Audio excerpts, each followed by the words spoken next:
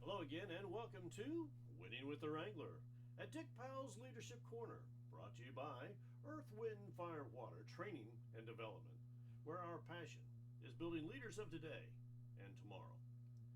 Leaders, today I have the very wonderful opportunity to have a special guest, Miss Robin. How are you doing today? I'm terrific. Today we're going to look at something that I don't think people talk about a whole lot. I think they might talk about it in silence amongst themselves. But it is a question that keeps coming up over and over when I talk to different groups about leadership. The question is why do some people choose to rise above their roots? In other words, I myself grew up on a dead-end street that dead-ended into the swamp, and you know, it was a great place to grow up as far as I was concerned. I thought the swamp was a wonderful place. But you know, I had to make a decision sometime during that opportunity of what I wanted to do.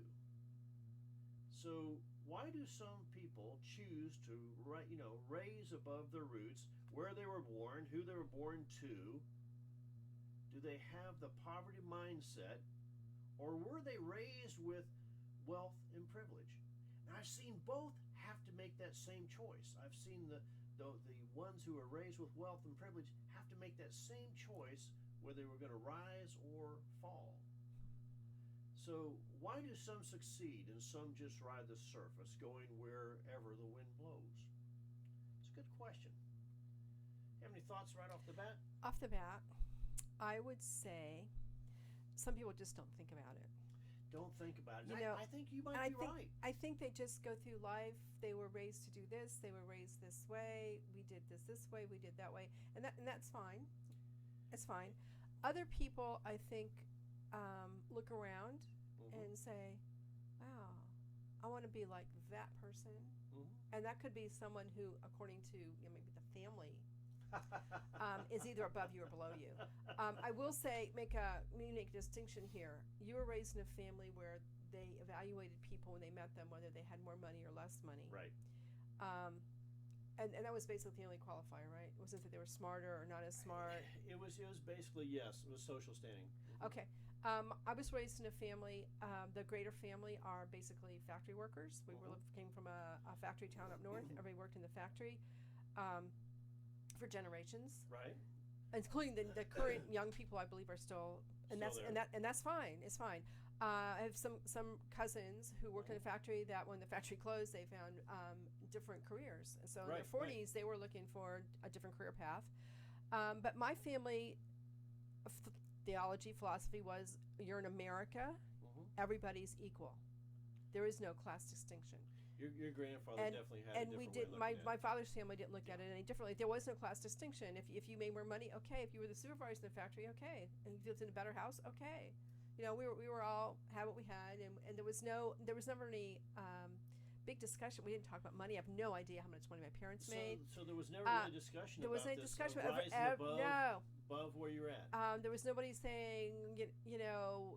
You're looking above your station. That didn't come up in my family, but I remember hearing about it from other people, and I guess I didn't really have a good understanding of that because that wasn't the way. It wasn't part of our. For me, it was mind. like in my family, basically your life was planned out for you, and if you went against that plan, then ramifications. You had to put up with it, and of course I've had to put up with it my whole life. Oh yeah. But I still look back at all the great inventors. I look back at the great artisans, and even people who I looked up to who were great woodworkers and people who worked with their hands and craftspeople. Okay. On a different level.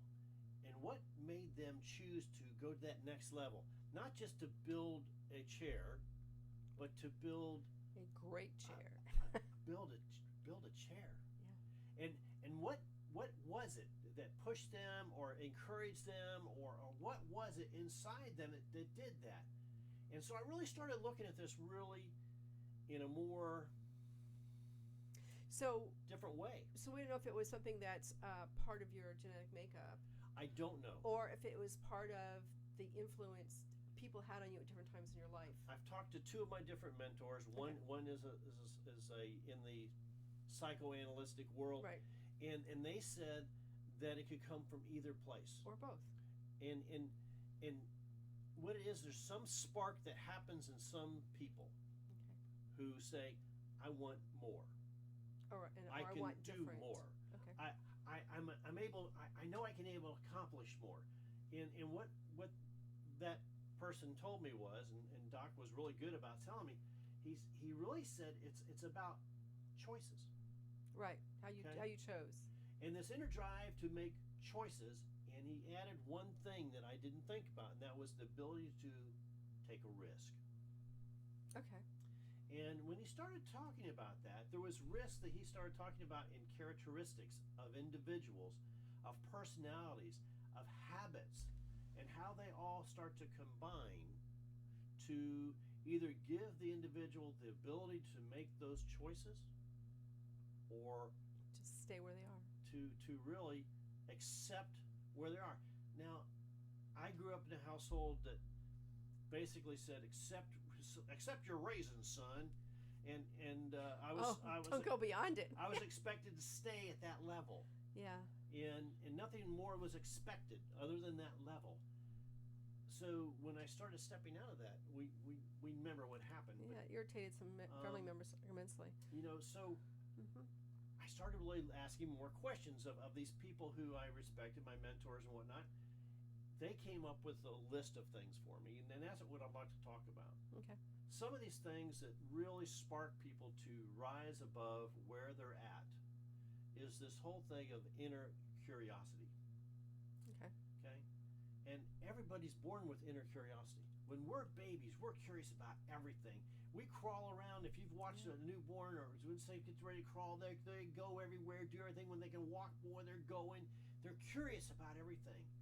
And that appetite for learning and new discovery, it's innate. I was having this flashback to how many times people told children, don't touch that, don't touch that, don't touch that. And it's just their natural curiosity. Yeah. But we so I caution everybody, we've got to be very careful not to remove that innate quality born Don't to kill it. all of us. And what I've seen over and over, not only in our educational systems, but in our parenting systems, sometimes we kind of limit or drive out that curiosity. And And I don't think it's intentional. I think it's just how do I want to say? It's not intentional that drive the curiosity. It's just you want the kid to behave. Yeah, okay. Stay in their little box that you wanted to stay in, and not be reaching and jumping and everything. Well, my grandfather raised me most of my young life, and he had this saying. As I wrote it down here, because it was cool. He says, "Curiosity is not what killed the cat," because you've all heard that. Curiosity kills the cat. Yeah. Well, curiosity is not what kills the cat. Curiosity is what gives the cat the ability to live 9 lives. Yeah, that's right. Now that's profound. That's a different way of looking at it, isn't it? Uh-huh. So curiosity becomes a good thing to do and have and enjoy. Yeah, it's that what if? What if I do this? What happens? Yeah. If we do this, it's what if? Yeah. Be curious. Do you see the risk value in that, though? Yeah, you can really get hurt. Oh man! This is careful. what Doc was talking about. The next thing we started to discover was this thing called imagination. And what do you think about that? I think I have an imagination. I was thinking about our granddaughter's imaginary friends. A number of them she had, and she's only 4. But she can keep them straight. I don't know how she keeps them straight. Well, right now they're all gone, which might be a good thing. I don't know. But the imagination, and I think again, imagination is something that the people around the child occasionally try to squash. But without imagination, we would not. We'd still be living in caves. I mean, think about it. We must have the vision and the imagination. Visionaries Yeah. have an imagination that they can see what could be and can be and might be. Right. The possibilities. Wow. The possibilities for and they change. do it with no preconceived notions of failure or anything else. It's that ability is also given to us at a young age. Again, and occasionally it is. The thing that I'm encouraging people is to is to help people refine their imagination, refine and not be squelched. Or give the child periods of time when you question what they're imagining, what they're thinking about, things. I mean, because that does help. I know when you're in school, you have to behave and you can't do certain things. But again, Unless you learn. If you're in Sweden, this is how they teach. By the way, Yeah. it's curiosity, imagination. What are you interested in? Yeah. So imagination is important because, like I said, without imagination and curiosity, we'd be really dull. We wouldn't have all the things we have. We certainly wouldn't have this cool ability to film ourselves talking in your office for other people to watch. Come on. You must have a curiosity or imagination, or you wouldn't be watching this. Reading. Doc says that reading is something that we're losing and something we need to initiate. Okay, so we have all heard that leaders are readers and readers John Maxwell are leaders. 101. There's no doubt about it, and we've seen this true. Exactly. Okay. But what Doc is saying is he's encouraging people to read everything that you can set your eyes on. This is the only way we are able to make good decisions for ourselves, by reading everything and then using some discernment. And that includes a variety of things, not just all novels or just all career magazines or gossip magazines or the newspaper, but to read a variety of things. But it's really the way to discover the huge world outside of where you live. I remember when I was young, if I hadn't had my books to be able to explore other worlds, I would have been lost. An escape, yeah. It's a way to experience, even space travel, as well as the depths of the oceans and everything that you can imagine in between. Of course, we want you to read for knowledge as well as entertainment. Yeah, both are important. I used to have a policy that I would be reading novels because I didn't see any. I usually read before I go to sleep at night, and I don't see any reason to read a good for me book at 11:30 or 12 o'clock. I'm sorry, I'm done for the day. So I would do read novels, not like good. I think things with good plots that have some entertainment and educational value. I will tell you, I learned most of what I know about history from historical romances. I'm hoping most of it is true and not screwed up enough, but at the same time, I would keep also a good for me book that was educational or informative or something that I would read at the same time during the day. When I really started if that works into this, I remember reading Robert Greenlee, The Servant Leadership Before Bed, and Robin would look at me and she'd say, "What are you reading?" And I found it fascinating, just the different ways of servant leadership, just fascinating. But Miss Robin, it took her a little while. I read it during the day. It might have taken me 3 or 4 weeks instead of 2 or 3 days, but it's okay. I got through it. But again, a lot of those books that are the good for me books, you can't read like you read a novel. You can't just open up and read it till you fall asleep. You really can't. You have to stop every chapter or so and give the mind time to assimilate and take understand. Some notes, get some, and again, highlights. forward. How am I going to put this into practice and all that kind of thing. So it's good. Right. It's good. The next thing I want to put forth for you all to think about is the word experimentation. I'm seeing the kitchen blow up. I'm sorry. I only did that once. So this with experimentation, there's always some risk. Now, there's no doubt about it. But the biggest risk, the biggest for most, is the risk of being found out as a failure. Correct. We have to remember that Thomas Edison had 10,000 light bulbs before he got one that worked. Yeah. And they said, well, did the 10,000 failures drive you crazy? He said, yeah, but the one. The one. So keep that in mind. Yeah. So, we do have the ability, though, to realign our brain to believe that experimentation will have some failures. And these so-called failures can be the most positive learning experiences we ever have. Okay? If you go back and evaluate it first. Right? So, skip that step, not so much. I only ever burnt my hand once on the stove, okay? The bragger. Yeah. So, so the risk of experiment seems less and less, and the benefits more and more. Yeah, I think you have to try things, and that applies to every part of life.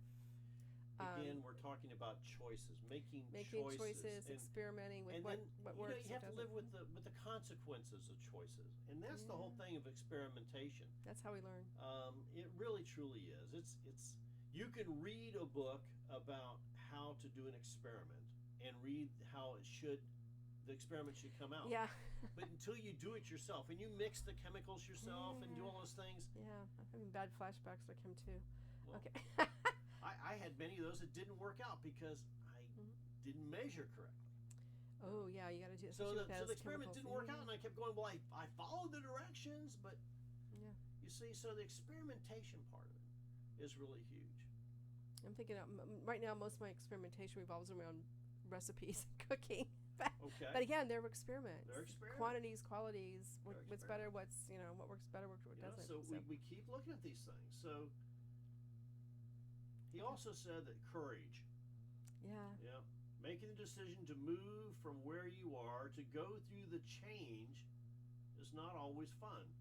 It is painful to leave what is comfortable, especially those who you know personally. It is courage to set one. It is courage that sets one free to become who they are meant to be. Correct. And I'm going to tell you what, ladies and gentlemen, that's a scary thing.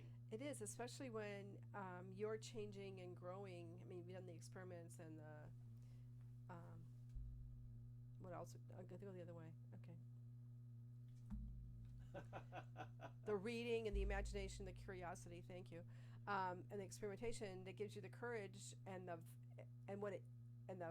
courage and the facts and the experiences to help you go forward. You're going to leave some people behind, and it's sad. But it's going to happen. And let me. And maybe it's them leaving you behind. In our case, mostly more than us leaving them behind. And let me explain that a little bit.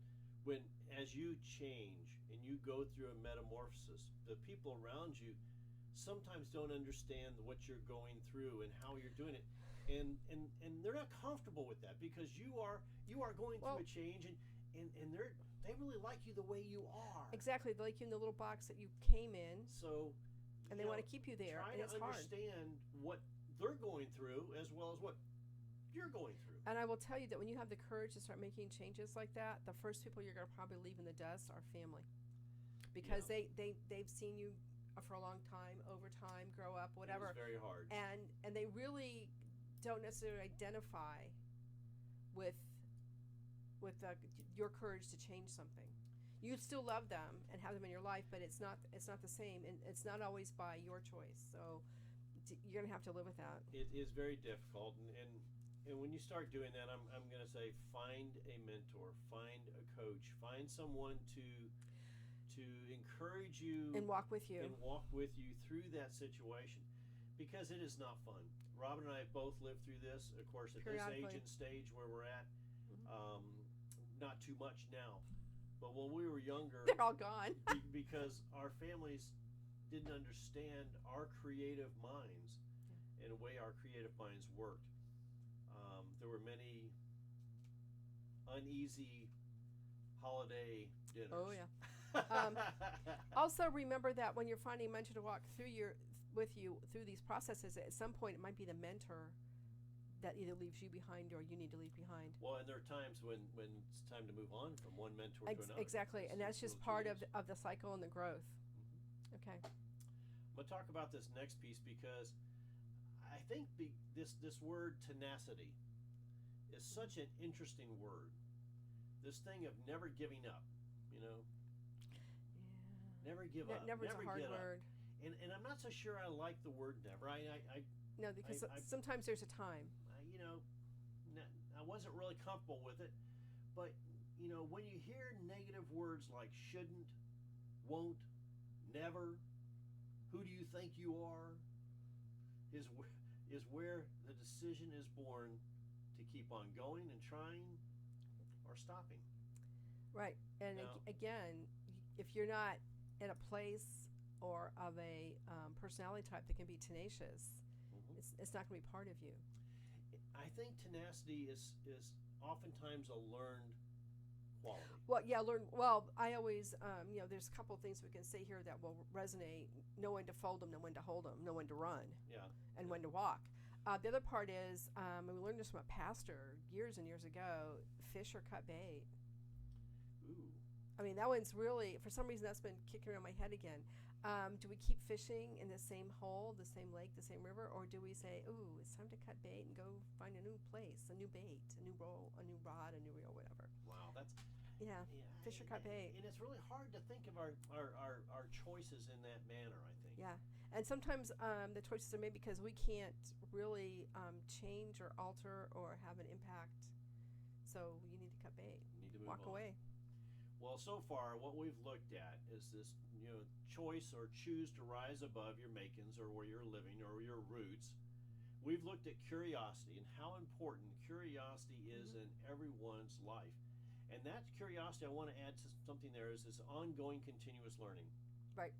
I talked to a professor about this the other day, and he's quite concerned with the number of college graduates when he did an interview of college graduates for 3 and 5 years after they graduated, how few had ever written another book. Yeah. So quite concerned about that he was. Again, they're not doing the steps They're not curious. to continue to grow. Right. Imagination. The same professor said that the imagination is what stems everyone to that next point of saying what is next, what can be next, what am I capable of? Yeah. What do I want next? Am I really living up to my potential? Is there more? And that's where the imagination comes in. Mm-hmm. He said that fed the need to read. I loved it. He said, I'm a need to, need more speed, but he said need to read.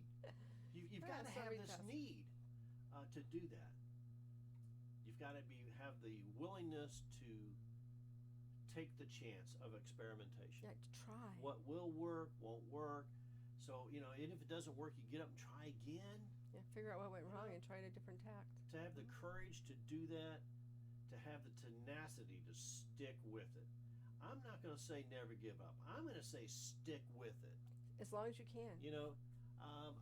That's kind of what keeps going through my mind.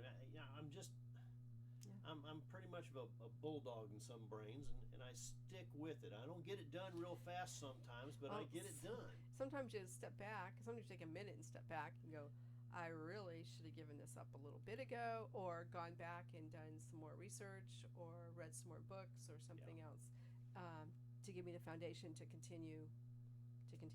Right. I had a person we were talking about last night, and she was going through some things, and I said, I've got some really good research material for you. And she said, really? So I sent it to her this morning, and the books are up on the shelf right now. So made me think about it. But this last piece that Rob and I are going to talk about brings this all together. This last piece is a personal decision that we all go through. It's called choice. Now, choice is really the crux of the whole thing, they say. We all have the ability to choose who and what we will become. Now, I remember when I was young, my grandfather told me I could be anything I wanted to be. And Robin's grandfather told her the exact same thing. You can be anything you want to be. That they didn't tell us was that to do that, it was going to take hard, long hours of work and put into it. We had to discover that on our own. I think we're still learning that one. But some stay where they are, believing that they can never be anything other than what they are at that moment. Some are willing to do what others are not, and making hard and sometimes painful choices that are right for them. I once heard a man say, choose wisely, for your choices will make up your life. That was a pretty hard thing for me to suck down, to be honest with you, because for a long time in my early years, I really believed I was to do what I was told, don't ask questions. And then I wrote down those famous words, if you're not planning your life, someone else is and will. that's when it really started to ring home that it was up to me to make those choices. Who I was going to be with, who I was going to hang around, where I was going to go, what books I was going to read, what movies I was going to watch, what magazines I was, all the parts and pieces that were going to give me the ability to make good choices. And sometimes I think we don't realize, going back through this list of things, how much what we read affects what we think and what we do and how we do it. So again, when you're reading, you might want to be careful about a few of those things because it does affect you. But I found that even the ones I read, and I read something else about the same topic, and if it's different, I'll start correlating different facts and trying to get the facts out of both sides. Well, in that whole process, you're experimenting and making choices about what's right for you. Right. So it's not always bad, but sometimes it's confusing to read some kinds of books once in a while. Yeah, but I think you need to. Of course, on my shelves are mostly, if you look at my office here, they're mostly leadership things. And they go anywhere from Mary Kay Ash to Stephen Covey to John Maxwell and everything in between. Mr. Murphy from Business is Combat up there. Oh, yeah. I mean, there are all sorts of things here that we have put together for everyone to learn from. So, leaders, now that we've kind of spent our time looking at choosing to rise above, I'm going to give you some opportunities. One, who are you mentoring? Who are you mentoring? Because that's where this all starts. When my mentors were the ones who encouraged me and also sometimes kicked me in the hiney to move ahead. And exactly. And also remember when you are mentoring someone, you are learning yourself. Well, when one teaches to learn. No doubt about it. So even sometimes just saying things to your mentoree will set that in your mind in a whole different method, and you might change your mind at some point too. I mean, it's possible. And that's the good part. Hearing yourself tell someone else what that you think they should be doing might make you we do something have different. always said that you need a mentor and you need to mentor someone. So that's the big key. So let me run through these real quick. So as you're going to mentor somebody, look at their curiosity. Is it still alive and well within them? Look at their imagination. Is it still alive and well? What are they reading and how often? Are they willing to take a risk and experiment with something different than what they've always done? Do they have the courage to do that? Do they have the tenacity to hang on when things aren't going their way? Are they able to discern through all the, a bad word just went through my head, all the stuff in the world to make those good decisions for themselves, not for someone else. What's good for me is not good for someone else. Right. Not all the time. Sometimes, even though I'm mostly right. But now think about it. That's the whole piece. Right. So, leaders, I'm encouraging you to do a couple things. One is to mentor someone and have a mentor for yourself. And two, use the coaching method to be the very best leader you can by doing these things we've talked about. Got anything you want to add real quick, Miss Robin? I don't think so. This is pretty out there. The most thing is, choices. You always have choices. And we live in America. It's the land of the free and the home of the brave, and you can be anything you want to be, and you have choices. Even and if you think you can always choose again. Well, and I think that I think that's the whole big thing is I've reinvented myself many times in my years. Altered states as we go through time. I was asked that again last night when I was at a speaking engagement. How'd you get to where you are now? And I didn't start there. Yeah, but I'm on a road. I'm on a path, and we have choices. Right.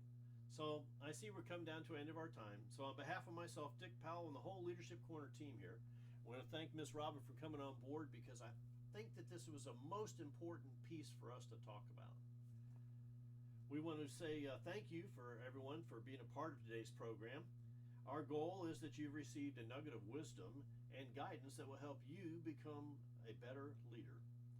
If you have any questions, of course, about today's program, please give us a phone call at 727-422-1833.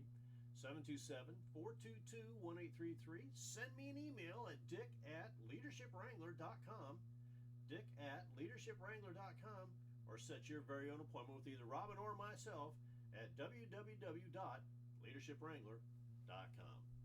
And until next time, this is the Leadership Wrangler saying, ride hard.